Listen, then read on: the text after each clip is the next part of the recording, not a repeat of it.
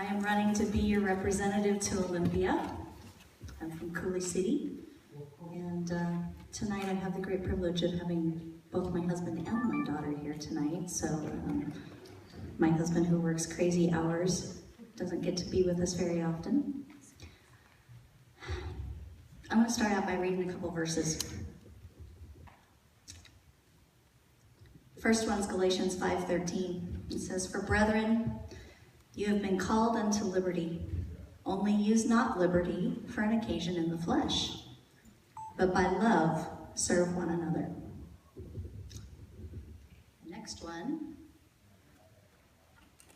is James 1:25. "But whoso looketh into the perfect law of liberty, and continueth therein, he being not a forgetful hearer, but a doer of the work, this man shall be blessed in his deed." I was raised under those principles. My parents brought me up in a Christian home. My family did service within the church like you wouldn't believe. We often lived half an hour or more away from the churches that we attended. My mother served as secretary, my dad was worship leader. We did all of these things. We were in the church all the time. And through all of it, the message wasn't trying to get a position in the church. The message was serving, and serving the body, serving the people that were our family. And I can tell you that all of us girls in my family have done the same thing. We were taught that lesson of service. And the reason that we have that ability to serve is because we have the liberty, that freedom that other countries don't have. When you start thinking back through biblical history, you go back to the time of the judges. They didn't have a king. All the countries around them had a king. They didn't have a king. When they needed a strong leader, God would raise somebody up.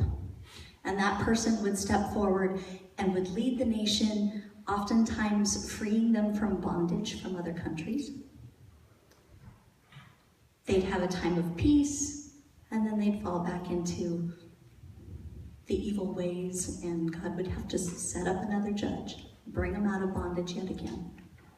When we get to the time of Christ, you're dealing with a situation where Rome had taken over, and the people of Israel were in bondage, and he sends our Messiah. He sends our Savior. But one of the verses that people most often quote is that God will set up leaders. God sets up the people who are to rule over you. But we forget sometimes that he will set up leaders to rule over us, sometimes to make us behave, sometimes to remind us that we're not doing the right thing, and to teach us again that we need to fight for that liberty, that we need to stand for something. So here we are in the time of Christ, and the people are being held in bondage by the Romans. And they put in a guy who's actually from a distantly related tribe to the Israelites, who the Israelites don't pay any attention to because they're told not to.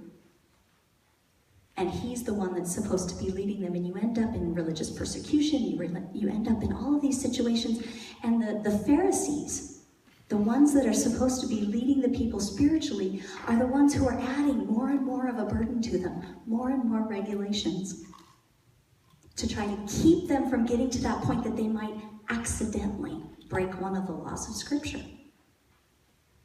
And it's in that regulation that the people are so bogged down and burdened that they can't function, and they begin to cry out for a Savior. They begin to cry out for somebody to stand up and lead them. And what do the Pharisees do? They get upset because they believe the scepter had departed from the throne of David, not understanding that that person who would sit on that throne forever was in their midst already. We find ourselves in a similar situation. This country was founded on that idea of liberty, that there are a limited number of things that our government is allowed to do in order to keep order in society, in order to punish those who break the liberties of other people. But we've gotten to the point that our Pharisees, our legislators, various other agencies, as Clint was talking about, are stepping in and they're putting more and more regulations on our heads and burdening us. And at some point, someone has to stand up and say no more. That's what I want to do. That's what I was raised to do. My parents aren't here tonight. They're out campaigning for me, doing some stuff way out in the far reaches of our district. But they will tell you, my husband will attest to this, I'm one of the most stubborn people you can meet. Oh, yeah. You heard him? I was always told that this was a bad quality. And it took many years to learn how to control it and put it to a good use. God never makes a mistake. He created me with that personality because he needed someone that was going to stand up and say no when it was necessary.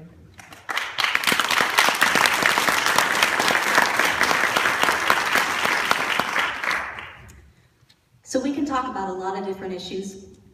This last week I spent a lot of time in Kittitas County. They're talking about marijuana. You know, I've been in Lincoln County quite a bit. They're talking about completely different issues. Grant County is different. The Weenass Valley in Yakima is different. It doesn't matter what we're talking about. It all comes back to principles. Now this week, a newspaper claimed that because I have principles, I'm going to be narrow-minded about how things happen. I think because I have principles, I have a foundation to fall back on, and I'm not going to be swayed by party leadership, by unions, by lobbyists. I'm going to be listening to you. First of all, nothing happens. No question will come before me without the first question being answered. Is it constitutional? Okay, number one, we have a federal constitution. I have to take an oath to this. We have a federal constitution, we have a state constitution. I have to abide by both, no matter what the issue is. So unless that question is answered first, it doesn't go anywhere. But when that question of jurisdiction is answered, and that jurisdiction, yes, is the Washington State Legislature, then we start that discussion. And then you become the most important part of the question. Because I have to hear what you want me to know. I've said before, my brain is not big enough to hold all the information to make all the decisions. I can't come up with every creative solution out there. That's our job together. That's us coming together. Someone over here might have the idea that goes with somebody's idea over here that creates that solution that we've all been looking for, whatever the issue is. So number one is the Constitution. Number two is your voice. But in the midst of that, I am and always have been a Christian. And that doesn't just mean I live a good moral life. That means I am wholeheartedly sold out to Jesus Christ. And that will affect how I vote. I'm sorry. I think most of the people in this room would understand. I don't need to apologize for that. But to most of the world, they have to understand. This is something that one of our current legislators told me a few years ago when I was really trying to figure out how to approach some of these controversial issues. And she said, Dani, Constitution first. Conscience first, then Constitution, then constituents. And I've always held on to that. Because yes, even if the Constitution allows something, if my conscience says, I cannot do this, I cannot do this. And that's where the question of character comes in. I have lived a very difficult life. Some of you know parts of my stories. I'm type 1 diabetic for over 32 years. I've gone through a lot of brushes with death. Like I said, I was a strong little child. That's its own adventure. Okay, there's all of these things that have happened, and I don't look at them as bad things. I look at them as lessons. How am I going to take something I learned in that and apply it to this job? Nothing happens by coincidence. One of my favorite phrases is, coincidence is not a kosher word. Our Savior does not do coincidence. Okay? All of these things play into who I am and how I'm going to vote. I want you to look into my background. I want you to look into how I ran the Republican Party in this county. I want you to look at how I raised my daughter, how I deal with things on my farm, my relationships with my family and my friends, because all of these talk about my character and how I will behave in office. So understand, I am sold out to liberty, I am sold out to our Savior, and I'm sold out to service.